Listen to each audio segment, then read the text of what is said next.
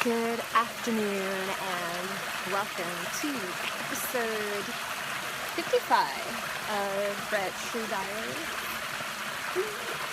And man, this whole project has been turning out to be challenging, but in an awesome way. And it's kind of funny to talk about that because of one of the things I want to talk about is my personality type. So, in case you're curious about where I am, I'm in Fairmount Park, Philadelphia. It's the largest, is it the largest?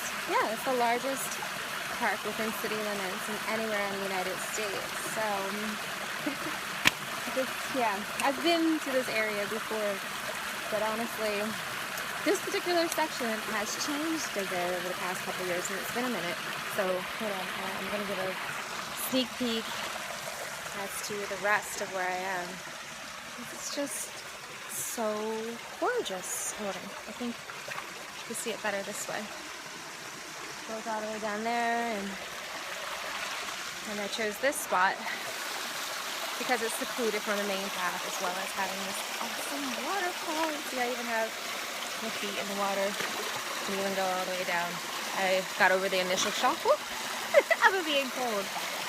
And anyway, to give you a clue how beautiful sometimes things are within our own backyard. Like even if you don't have a car, this isn't a place you even need a car to get to. There are many spots within Fairmount Park that you can take a bus or a train and walk. Sometimes you might have to walk a half an hour or so, but there are places you can go where you only have to walk 10 minutes. But walking is part of the pleasure. That's my part for that. But one of the things I want to talk about, because this is going to be a topic for many ongoing episodes. It's such a huge topic. Alright. Anthroposophy is something I've mentioned in previous episodes, which means the wisdom of a human being. Rudolf Steiner came up with the term and with the word, putting it together.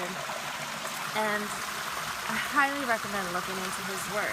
His work has single-handedly changed my life for the better in so many ways. And it was actually the massage therapist that I dated several years ago had given me a book called Rosicrucian Wisdom. And at the time I had been reading about looking into these monks that came over from, Austria or Germany. Maybe some were from both. The original guy, Johann Kelpius, was from, I think, Transylvania, actually. Came over, there were 40 of them, who came over in the late 1600s.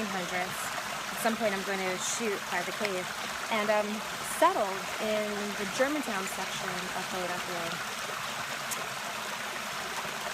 So, he was known as a mystic, as were his followers, especially this guy, Christopher Witz.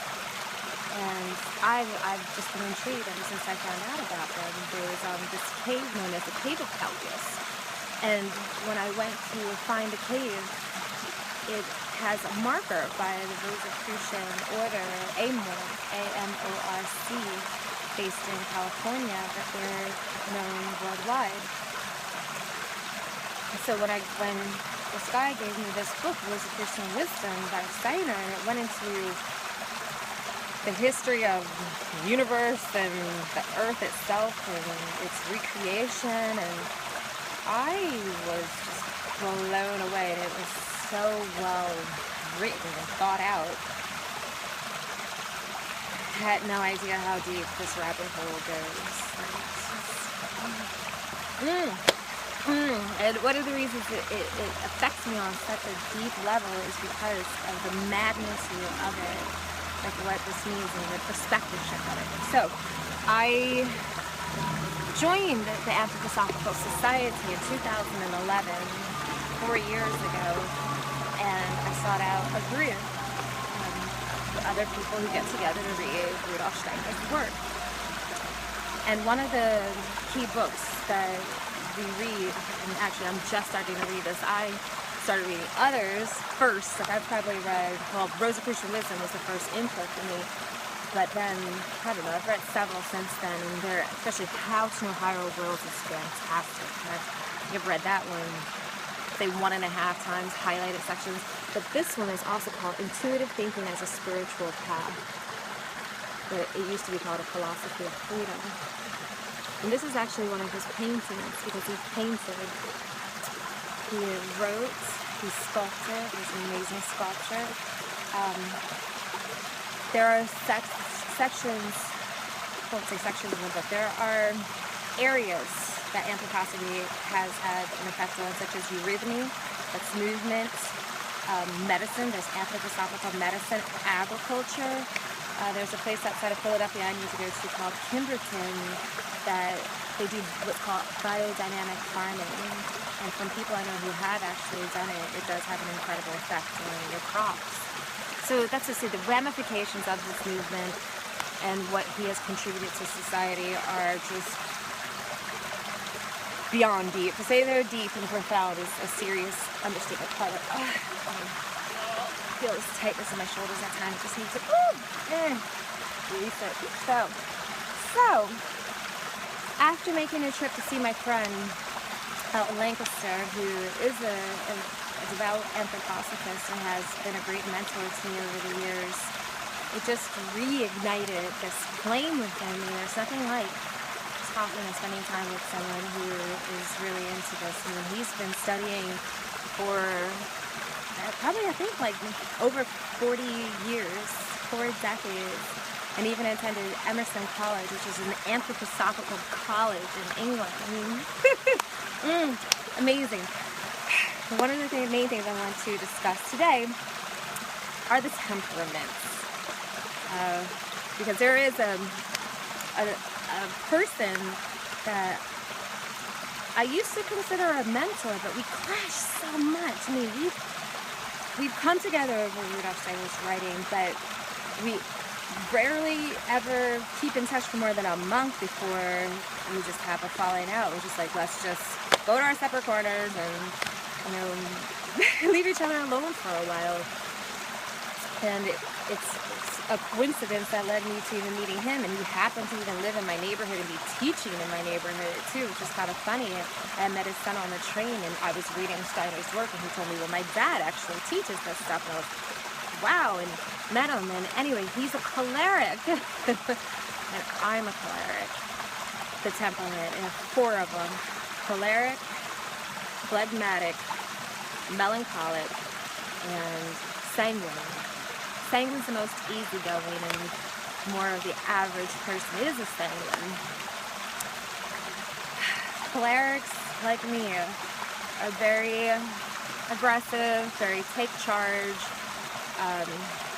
impatient, and I had read about these things, but yesterday was the first time I reread them in a while. Because honestly, I've stepped away from anthroposophy and readings for a couple of years, maybe just a year and a half, somewhere between a year and a half and 2 years. And it was when I was going through that huge breakup. It was like a divorce with one of my best friends of 20 years, and I just spiraled down into hell, basically. And then I drank a lot, smoked cigarettes, and smoked pot, and just numbed a lot of the pain that I was going through. It's been pretty, and it's not a time for me, like anyway, when I'm reading Steiner's work and I'm practicing the things that are recommended in terms of meditating.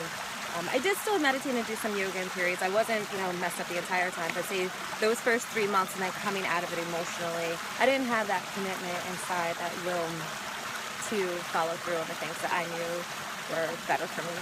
I did actually come out of it in part because of Carolyn Mace, NYSS. She's a huge spiritual mentor to me too, that helped me lift myself off the ground, pull myself up by my own bootstraps, as I call it, and begin to thrive again and not just survive.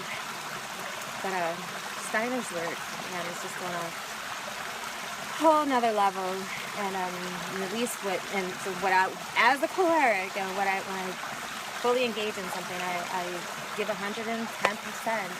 And so speaking of, I'm going to have to wrap this up soon because I need to get to work, and I don't like to be late. It stresses me out.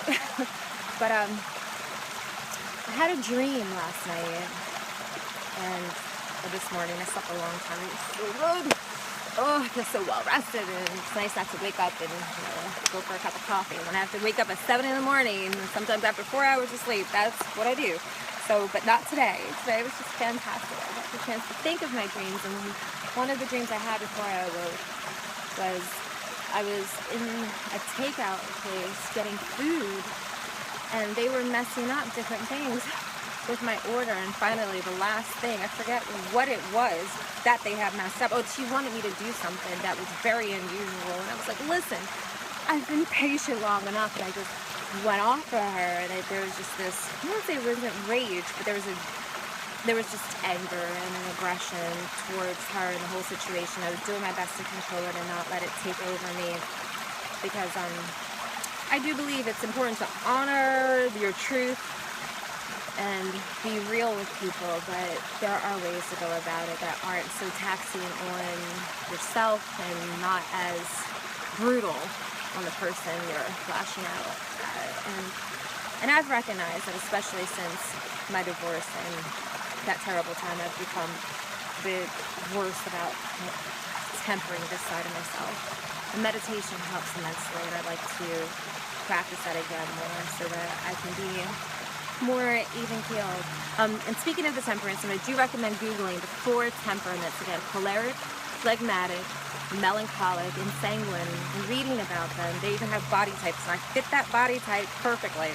I think it's like short, stout, and powerful, and when we walk, having like both feet firmly planted on the ground. But yeah, and rereading this information yesterday, it was just not a coincidence, and a definite wake-up call to be more mindful. And it's one of the reasons I felt pulled to read A Philosophy of Freedom or Intuitive Thinking as a spiritual path. But now I see how much of an important lifeline that is for me on this next phase of growth. So, I feel like there was something else I was going to say about the choleric type. Is it the temperaments in general? I don't know. There definitely will be more to come about this information in future episodes, because I really do feel that it is so important. When you think about just the word alone, Anthroposophy, the wisdom of the human being.